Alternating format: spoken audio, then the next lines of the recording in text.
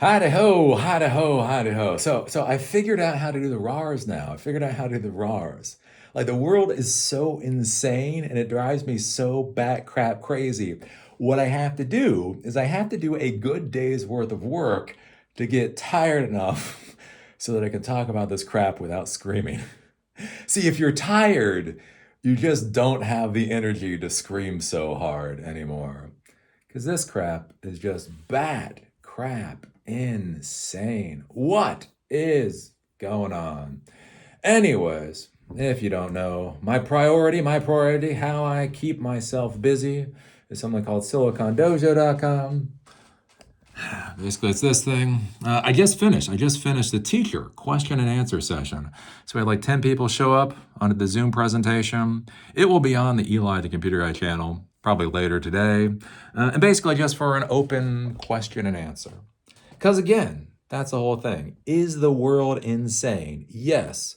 Is America gonna slaughter more brown people for no conceivable reason? Yes. Can I do anything about that? No. Can I try to help other people push their little balls forward? Yes. Right? So, anyways, again, one of those things to be thinking about. Anyways, I just finished, again, the tech question and answer deal. It went pretty well today. Went pretty well. It is hard to get people to actually ask their questions. It's funny. Like, people come to a question and answer session, and then they don't ask questions. Like, oh, hello, people. It's called a question and answer session. You got to give me something to work with. You'll see the video. You'll see the video. It's about an hour and a half. And I'll get a decent question and I'll go through the question. And then the end of the question, I'll be like, okay, next question. And I'll dance for a couple minutes. And I say, come on, folks. Got to give me a question. And then we do another question. And then we wait. And then we do another question. So anyways, we got it done. About an hour and a half. It's one of those things to be thinking about with your community or with whatever it is that you care about. Again, Zoom is an impressive thing. We have people all around the world coming into these Zoom things. And anyways, it's interesting. It's interesting. So what are we talking about today? What are we talking about? Oh, God, it's Trump. It's Trump. It's going to be Trump for 4 years. I was talking to a buddy of mine, and he said, like, that's like the worst thing. He's like, the worst thing about all of this is it's going to be Trump for the next 4 years, isn't it? It's like, yes, it's going to be Trump for the next 4 years. Eli, why are you talking about Trump so much? We came here to a tech channel because Trump is going to matter for tech. Just like Biden mattered for tech when he started trying to do embargoes or whatever, prevent AI chips from going to China, to prevent the Chinaman from advancing their societies, because that's a good idea. Well, now we have Trump doing other bat crap crazy things. And I think this is interesting. Again, no, I don't think this is interesting. I think this is horrifying. I think this is ass horrifying. I despise my country is doing this. But again, what are you gonna do about it? That's the whole thing, like the whole Second Amendment. Like I think about I saw the Greek Prime Minister, what was his name? P. Papadopoulos or something? That seems wrong. Anyways, I went to a speaker series years ago, and they had the Greek Prime Minister that was like Prime Minister during the Greek debt crisis. And one of the interesting things they talked about with the whole like Second Amendment and guns is I guess when he was young, like the military came to his house to arrest his father. And one of the things that he pointed out is like, what would guns have done in that situation? When a whole unit of soldiers shows up outside your house, fully armed, if you have a gun, where exactly is that going to lead? Other than your entire family being slaughtered. That's kind of one of the things you think about nowadays. Like when you see the insanity of our country, and you think about it as a citizen, like what can you actually do? I don't know. Anyways, so Trump signs order imposing sanctions on International Criminal Court over investigations of Israel. Because yes, we are now in a world. We are now in a world when the ICC investigates war crimes against our friends. We sanction who? The ICC. Yes, this is going to be ever so lovely. Why I think this is interesting, I think why this is important, again, in the world of technology, in the world of business, is what I do worry about with, again, American manifest destiny horse crap, is there's this idea that we're superior. Again, remember, supremacists are always stupid because they think they are superior, right? How do you argue with a supremacist? How do you argue a supremacist is wrong when they know they are superior to you? And this is why supremacism is just bad all the way around. Again, when I hear Trump politicians talking about how we will have the best economy in the world forever and we will have the largest military in the world forever, again, that just doesn't make a damn bit of sense, right? Again, China has like 1 point, God knows how many billion people, literally has 4x our population. So literally, for them to have a larger economy than we do, their people per capita simply have to be making 25 or 26%. I'm sorry. They simply have to be making 26% of what we do. If the average salary in the United States is, let's say, $60,000 a year, the moment the per capita, the GDP, the per capita salary of Chinese people is $15,000 a year. Their economy is already larger than us. I mean, that's just how it works. Again, and if you have a military, I think it's easier to create a big military with 1+ billion people than it is with 330 million people. And China has over a billion people, and India has over a billion people, and Europe, if Europe would ever figure out what the fuck it's doing. Europe makes me so depressed. I was such a fan for Europe. I was a fan of Europe. Anyways, don't get your dreams up, boys and girls. They'll become Europe. Anyways, Europe would have like 800 million people. They'd still be like double our size if they stopped playing tiddlywinks or whatever the hell it is that they're doing. Right? So the idea that we're going to have the largest economy forever and the largest military forever, we're going to be superior. It's just stupid on the face of it. Just stupid from a practical standpoint. However I feel about the United States, it's just a stupid idea, right? Unless we start taking a lot of territory.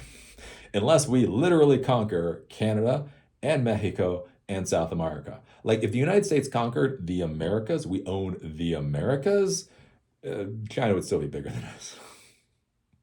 But it'd be closer. It'd be closer. I don't think we're going to take over the Americas.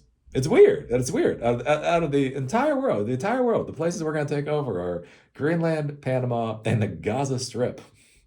That's going to keep America on top. Anyways, but what I worry about this, with the whole staying on top and all that, is I had a buddy of mine, a person that I knew, that had lived in China for years. He had lived in China and done business in China for years. So back during the pre-2010, one of the big things was for Americans to go to China. And basically what they would do is they would go into companies or whatever, and they would figure out essentially how to make a crap ton of money off of people that are willing to make $1 a day. Right? Hey, I know American companies are willing to spend $10,000 a day. So if I can go and create contracts or whatever with companies that are willing to provide those services for $1,000 a day, I can make money. And he talked about pre-2010, Chinese loved him. Chinese were like, what? Boy, awesome. Right? He went there and it was just a good old time. And he talked about somewhere after 2010, God knows what precipitated it. Maybe it was a Pacific pivot. Maybe they just got tired of white people. Who the hell knows? That literally, there is a visceral feeling in China that he was not welcome. And this did not come from Xi. I don't know, Xi wasn't in power then. That didn't come from the CCP or whatever. That didn't come from the government or the police officers. The police officers weren't side-eyeing him or something. He literally said, the people just got tired of whitey. And so he left. Went off to another Southeast Asian company or country, and now does business in Asia, basically doing the same type of thing, but in a different Southeast Asian country. And one of the concerns that I have for the United States is like, what happens when everybody just gets tired of whitey? What happens when everybody just gets exhausted of whitey? They just don't want to deal with it anymore, right? Again, that's one of the things I talk about with humans. Humans are interesting, right? Again, I did criminal justice. I got my degree in criminal justice, and there's these whole paradigms of how people interact with the world, right? There's association theory. You interact with people based on the people that you associate with. There's rational choice theory that everybody makes rational. That's horseshit. Everybody makes rational choices, right? There's all these theories. One of the things that's interesting that I've noticed is that just like sometimes like people just get tired. People just get tired of crap, right? Even if they could make money, even if their life could be better, They just get tired of stupidity and they just stop playing games. It doesn't matter how much power you have, doesn't matter how big your military is, doesn't matter how much you're willing to pay. There's sometimes people just check the hell out. And again, that's where I look at with the tiddlywinks that we're playing with Canada. How must Canadians feel about America right now? And again, you think about that on a day-to-day decision basis. When you walk, if you're a Canadian and you walk into the grocery store, can you still stomach Bud Light? You already knew it was shit beer. You never thought it was great beer, but now you're looking at it and you realize, right? You realize that the United States president tried to take your country over his knee and spank it.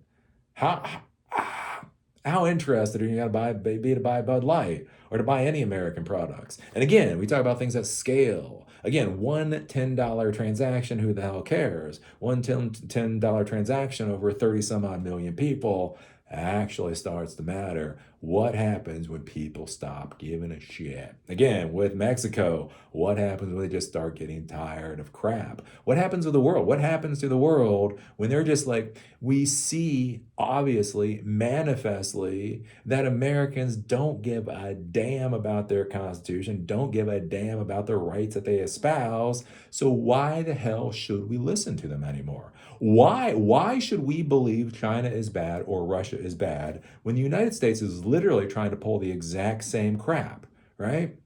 And what happens when you start having those soft power fractures, and how long does that kind of thing last for? And again, that's where we go to this whole, again, the whole Gaza Strip thing and the whole, war in Gaza, the slaughtering of Palestinians, and how again, like Trump is just like, yeah, let's take ownership of Gaza, kick all the Palestinians out, and then we will call it a land for the world's people. And you listen to that, and it's like, why shouldn't Russia take Ukraine? Again, think about it, right? Why should Israel essentially take Gaza? It is the land that they want to take, and they feel that the people that are currently there are a danger to their society, ergo, they're going to take it. They want the resources, and they think the people there are a danger, therefore they're going to take it. Again, if you look at Russia, Russia says, this was our land before, shouldn't have left our hands anyway, their theory. They say there are resources there that we want, and it is a danger if it goes to NATO. How is Putin more evil at this point than Netanyahu? How? America likes Netanyahu. Why? America first. What? Wait, you said Netanyahu and you said America first. Eli, I don't understand where Netanyahu and America first comes from. Well, it's kind of like in Europe. It's kind of like in Europe. Like in the United States, like the first floor is generally ground level. First floor is generally ground level. See, in Europe, many other places, the first floor is ground level, G, and then the next level up, that's the first floor. So it's the second floor. So it's like that. It's like America first. It's like Israel, of course. And then America's first. America is first, right after Israel.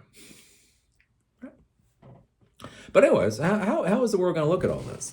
And so Trump signs order imposing sanctions on International Criminal Court over investigation of Israel. So when the ICC goes after Putin, we clap like a bunch of lemmings. When ICC goes after Assad, we clap like a bunch of lemmings. When ICC goes after Netanyahu, oh, you must be punished. Why? War crimes were committed. Again, whether it's genocide, genocide is one of those weird words, kind of like rape in the modern world. Like it's such a weird, the definition of it has been so skewed that what does it really mean anymore? It is a fuck uppiness. It is a fuck uppiness. And now again, they're looking to forcibly displace the Palestinians. They have made it clear this is basically about forcibly displacing 2 million people because they want the land. Anyways, and if anybody says anything about it, apparently there will be sanctions. President Donald Trump on Thursday signed an executive order imposing sanctions on the ICC over investigations of Israel. Investigations of Israel. How dare you even state that our ally may have done the things that they did? Neither the U.S. nor Israel is a member of or recognizes the court, which has issued an arrest warrant for Israeli Prime Minister Benjamin Netanyahu. Remember when the arrest warrant was issued for Putin and we all clapped? Yep, for alleged war crimes over his military response in Gaza after the Hamas attacks against Israel in October. Tens of thousands of Palestinians, including children, have been killed during the Israeli military's response, and it was realized the Israeli military has literally stated only half of those slaughtered have been women and children. They wanted to, like at one point they were saying like 75% were women and children, and the Israeli military came in, no, it's only 50%. And then one of the other things you have to think about is, again, is what is a child, especially what is a male child. So when you go and you take a look at your little 12-year-old or 13-year-old nephew, and they're like looking at Harley Quinn's cleavage a little too hard while they're playing a video game, just realize that would be a military combatant. That right there would be a legitimate target. That would be part of the 50% that were A-OK to be killed. The order signed accuses the ICC of engaging in, quote, illegitimate and baseless actions targeting America and our close ally Israel, and of abusing its power by issuing, quote, baseless arrest warrants against Netanyahu and his former defense minister, Gallant. Quote, the ICC has no jurisdiction over the United States or Israel, the order states, adding that the court had set a, quote, dangerous precedent with its actions against both countries. Didn't set a dangerous precedent when they went after Putin or Assad. That's only when they went after Netanyahu. It's almost like certain people are not measured by the same standards as other people. Trump's actions came as Netanyahu was visiting Washington. He and Trump held talks Tuesday at the White House, and Netanyahu spent some time Thursday meeting with lawmakers on Capitol Hill and making sure everybody knows the party line. The order says the U.S. will, quote, will impose, quote, tangible and significant consequences on those responsible for the ICC's, quote, transgressions. Actions may include blocking property and assets and not allowing ICC officials, employees, and relatives to enter the United States. Yeah.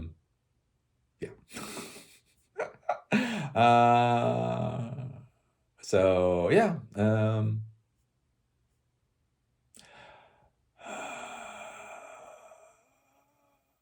Oh, as it Graham says. Graham says he feels betrayed by Khan and is vowing to crush the court as well as the economy of any country that tries to enforce the arrest warrants against Netanyahu. Quote, this is a rogue court. This is a rogue court. This is a kangaroo court, Graham said in an interview in December. There are places where the court makes perfect sense. Russia is a failed state. Russia is a failed state. People fall out of windows, but I never in my wildest dreams imagined they would go after Israel, which is one of the most independent legal systems on the planet.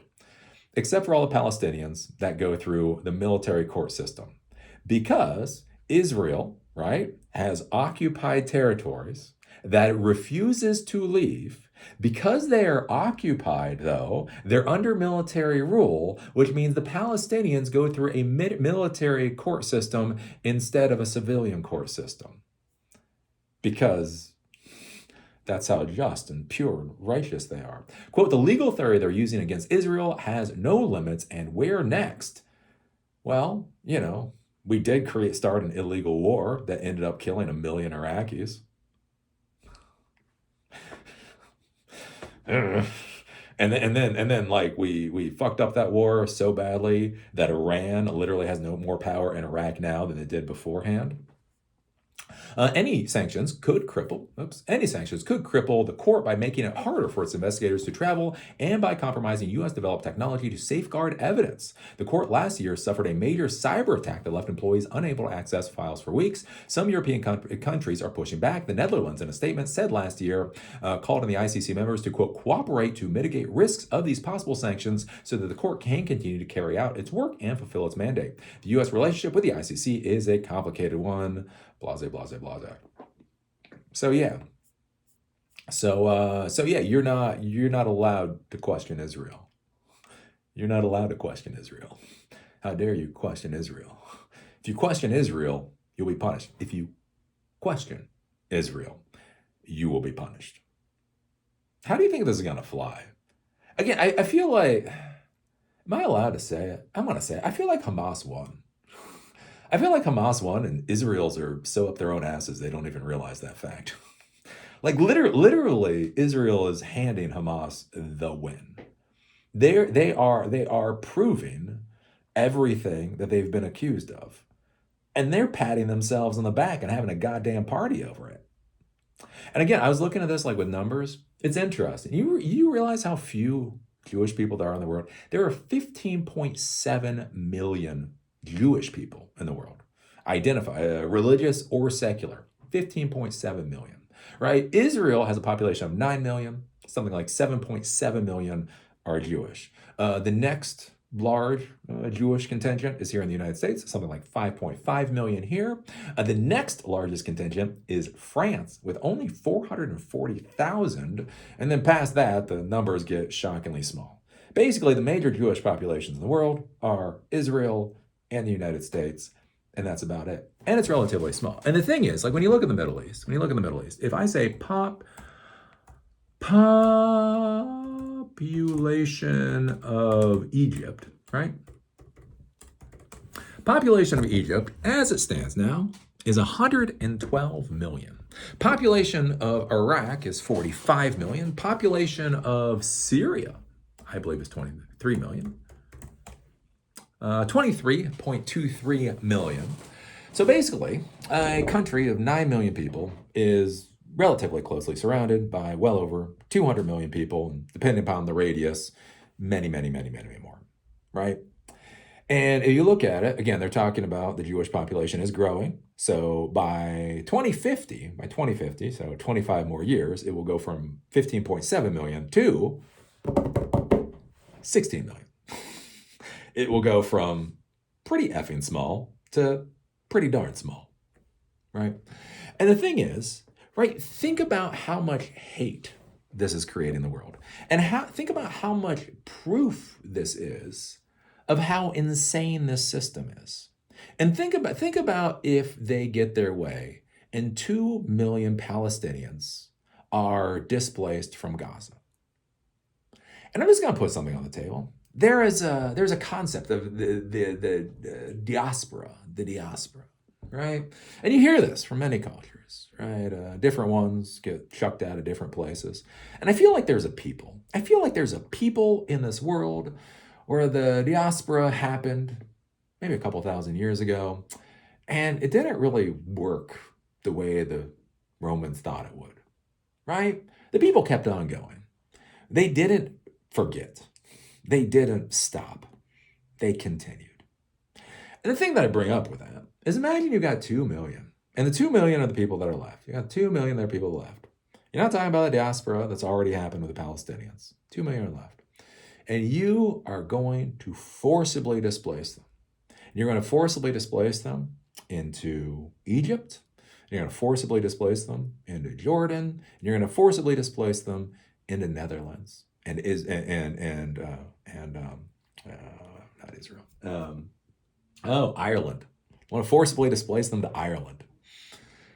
And think about as 2 million people are forcibly displaced and spread all over the world to tell their stories.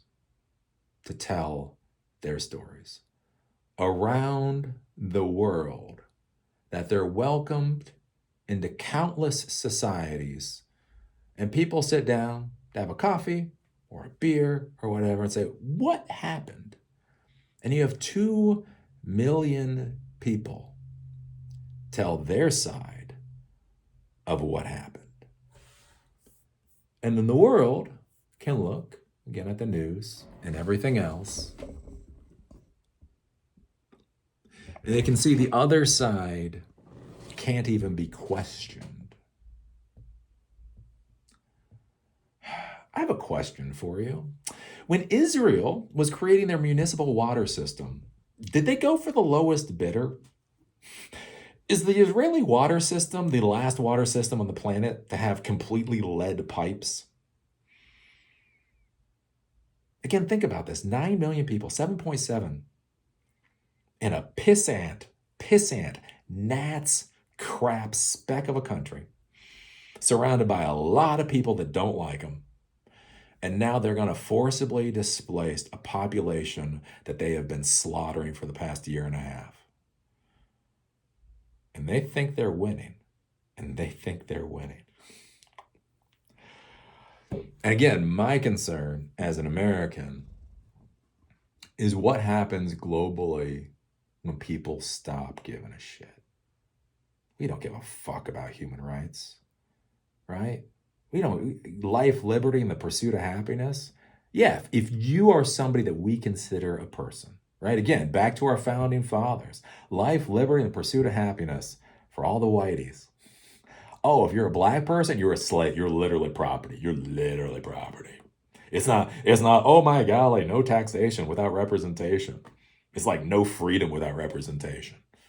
Again, the founding sin of our country. And then again, and you look at that and you see what our country has done. And again, what happened in the past? Again, I read a lot about history, Again, modern movies suck. I don't know if modern Hollywood is woke. It just sucks. So I read a lot of history books. I'm reading about Walter Raleigh right now, trying to find El Dorado. Pretty good book. Anyways, and that's the thing. Like if you go back and you read about the Spanish-American War, if you look at the conquest of the West, if you look at a lot of things the United States done, not good stuff. Nah, not happy, not good stuff. Bad stuff. But the idea is, but that's the past, right? If you go back 100 years ago or whatever, all societies were doing this. And again, if you look at it, it's kind of one of those things of scale. Again, the natives in the United States weren't necessarily good guys either. It was just scale of operations. Anyways, and so the idea is supposed to be that's how it was, but we've moved past that. But the thing is, when you look at day in, day out, when you look at the 2000s, and we invade Afghanistan and shred Afghanistan, and we invade Iraq and we shred Iraq, and again, there's 1 million Iraqis dead because of an illegal war. And then we have what's going on in Israel right now with Gaza. Again, countless Palestinians literally being slaughtered. And now they're lining up the forced displacement. And in 2025, this is what we're supporting. This isn't 100 years ago. This isn't even 25 years ago. This is today. How can any free people in the world stomach our jingoism anymore? And if they can't stomach our jingoism, what does that mean for our products and our economy? Again, what happens again when driving a Tesla is a mark of shame? I own a Tesla. I hate owning a Tesla every fucking day. One, it's not a very good car. Let me tell you, it's just not a very good car. I've complained about Tesla for a long time. It's not a good car. Not only that, but with what Elon Musk is doing, right? It's vibe. Like to own a Tesla, to own a Musk-mobile, fuck. Right? It doesn't make me feel any good. Again, I'm an American. What happens when the American brand is ground in the fucking dirt? Because everybody knows it's just fucking horseshit. We say a whole bunch of flashy, nice, pretty words, but at the end of the day, we will grind anybody into the dirt just because we can. What happens to us on the global stage?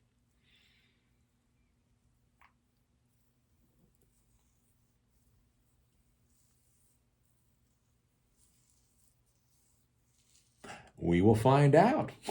We will find out. I'm not going to say it's going to be curious to find out because I don't think it's going to be curious. I don't think it's going to be fun. For some reason, the people in leadership positions have this supremacist mindset that we are the best, which, again, and that we will always be the best. And because of that, they think they can do any goddamn thing they want. What are you going to do? What are you going to do? So what are your thoughts? What are your thoughts about the U.S. sanctioning the ICC? What are your thoughts about a world where Israel cannot be questioned? And if you're Israeli or Jewish, Do you think that's wise? I think about that with a friend. I had a good friend of mine, very good friend of mine, who was Jewish. And when I first met her, it was interesting because she said she was conservative. And I was like, oh, you're Hasidic. I didn't know. She was like, no, I'm not Hasidic. And I was like, oh, you're conservative. I thought Hasidic were conservative. Well, what's the difference? And she literally looked at me. She said, I am speaking to you. Just kind of put a couple of things on the table for the folks out there to think about. Maybe you have some brand issues. Anyways, yeah, so if she had been Hasidic, she would not have even talked to me because I'm not the right type of person. Curious. Anyways, but the interesting part with her, she was a very good person in many ways. And she did a lot of good things for Baltimore. All right, she worked in the school system. She did a lot of things to support people. And when I was asking her about it, she said, as a conservative, as a devout Jew, that in the Torah, somewhere in the Torah, basically it calls for Jews to support their neighbors. So not just Jewish people, but their neighbors. Right? So as devout, she took that to heart, and that's what she tried to do. Right? You know, she was kosher and all that and did all that kind of stuff. But then every day she went into Baltimore and she tried to make non-Jews' lives better. Right? Because she felt that was the requirement of the Torah. Now, the interesting thing about that is I've known a lot of Jews, and I've known a lot of Israelis, had a lot of Jewish friends, a few Israeli friends. And she's the only one that ever talked about that for some reason. Just never comes up, right? And one of the things I want you to think about is stories. Stories. And why I bring that up is recently I read Malcolm Gladwell's latest book. A bit of a puff piece, but it's called like The Revenge of the Tipping Point. Anyways, one of the things we talked about with Revenge of the Tipping Point was the story of the Holocaust. I hope this video doesn't get canceled. It's real, but one of the things we talked about is up until like the late 60s or the early 70s, the Jews didn't talk about the Holocaust. Nobody really talked about the Holocaust as far as the Jews were concerned. Right? A lot of people died in concentration camps. So the concentration camps killed a lot of people. And that's about the long and the short of it. And the reason is because a lot of Jews that survived the concentration camp did not want their story to be that they were victims, right?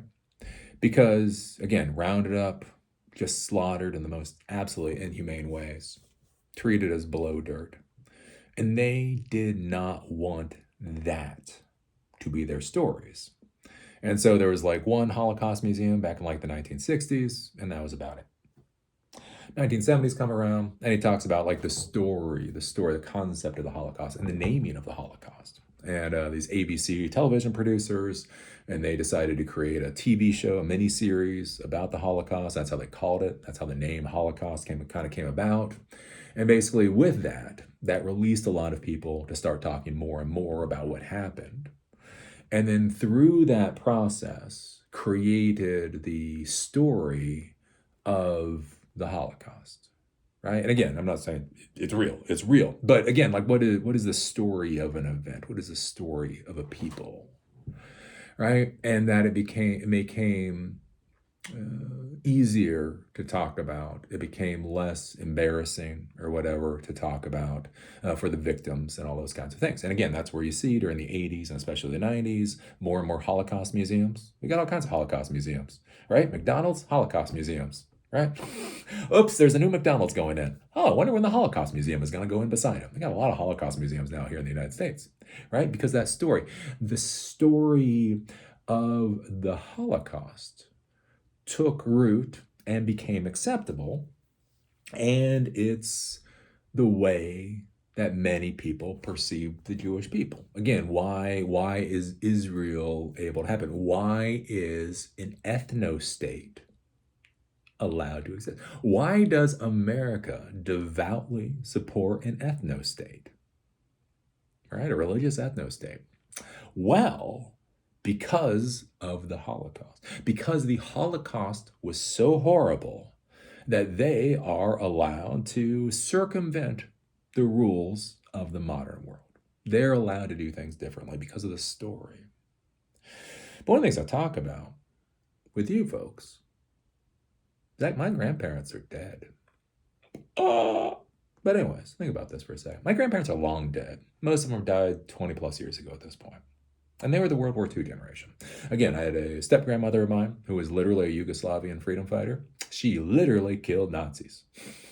Again, for any of those like I don't know, whatever nerdrotics out there talking about what women did in war, she literally killed Nazis. She was literally captured by Nazis, and she was literally tortured in a concentration camp by Nazis.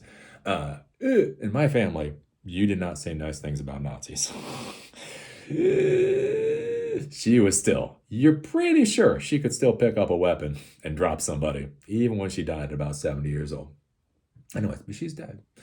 My grandfathers who served in the World Wars, World War II, dead. Step grandfathers who served, dead. The stories and all of that are dead.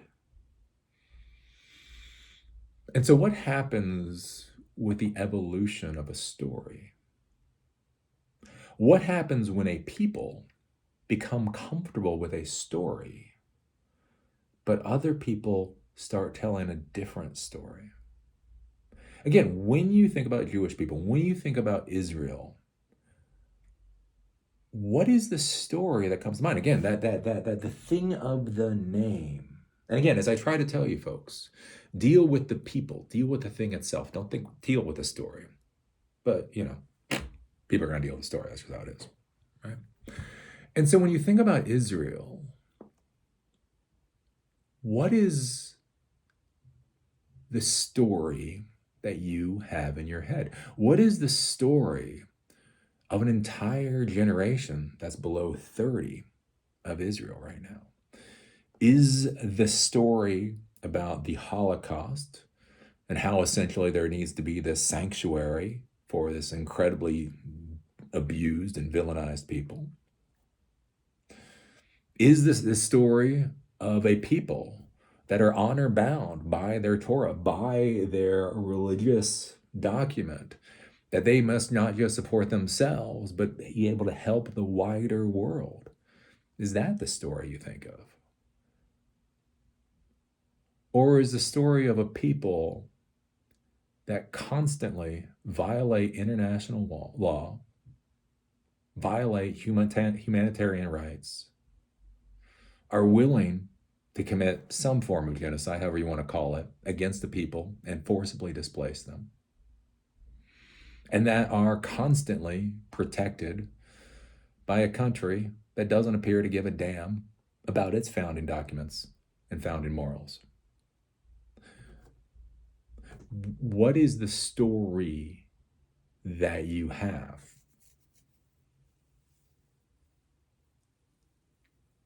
Again, it's all fun and games. Right now, they're destroying DEI, right? Because DEI got woke, right? The idea with diversity and equity and inclusion, right? The story was supposed to be, we need to bring people up that are disadvantaged in this country, right? There are privileges and structures in place that support one set of people against supporting another set of people, and we need to try to build a better system, right? That was supposed to be the concept of DEI, right? Again, it's what I believe.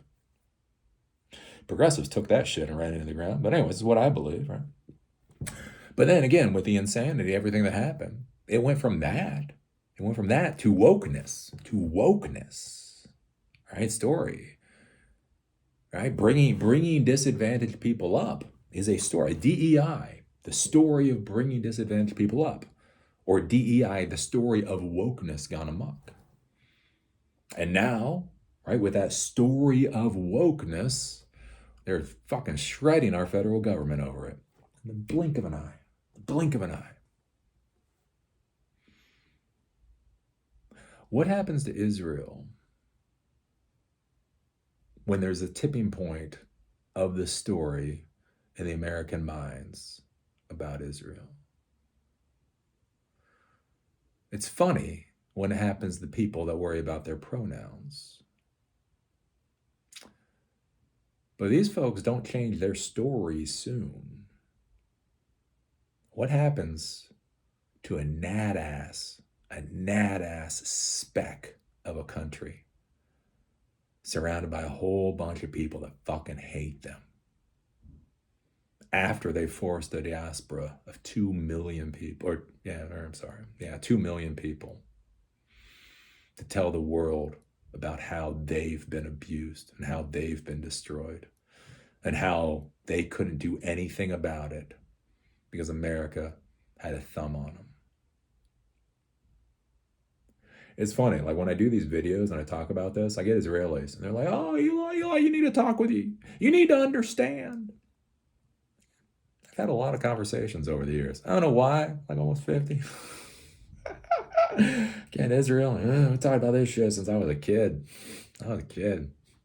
Why is Saddam Hussein sending scuds that way? Why do we care if he does? And that's the interesting thing. I get so many Israelis, and they're like, no, Eli. If you talk to me, I'll set you straight.